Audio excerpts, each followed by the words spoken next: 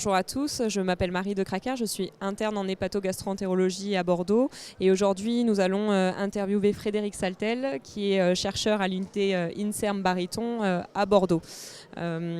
Frédéric, vous avez été modérateur de la session recherche fondamentale sur les modèles et en particulier les modèles animaux pour nous aider à avancer dans la recherche en hépatologie.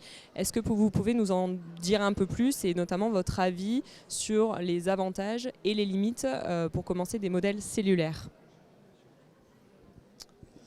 Oui, on a eu la chance d'avoir une présentation, 3 présentations qui ont été sur des modèles, la plupart animaux.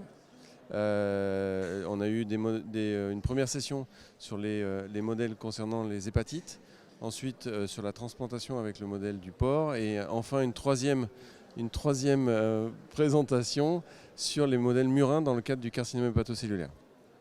Concernant la question et la partie des modèles cellulaires, on sait que c'est un modèle qui est vraiment très utilisé actuellement, en plus qui subit une véritable révolution parce qu'on maintenant on utilise des modèles en 3 dimensions de type organoïde.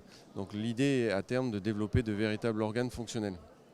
Cependant, ce type de modèle a des limites, notamment la communication entre les organes. Évidemment, c'est compliqué, même s'il y a des tentatives aussi de faire sur des chips plusieurs organes reliés les uns avec les autres. Ces modèles ont des limites et c'est pour ça qu'on a encore besoin des modèles animaux pour plein de raisons qui ont été très largement discutées au cours de cette session.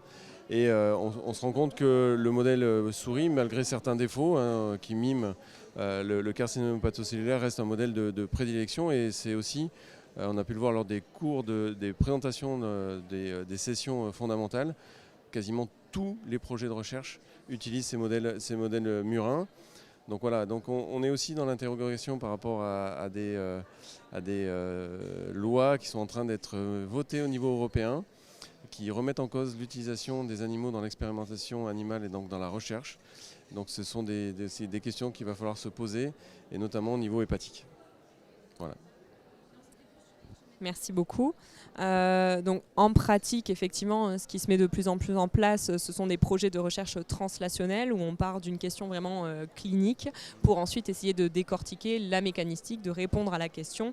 Et notamment, ceci fait écho, notamment dans le carcinome hépatocellulaire, pour comprendre un petit peu sa mécanistique, ses mécanismes de résistance à certains traitements ou développer en tout cas des médicaments auxquels les patients soient sensibles.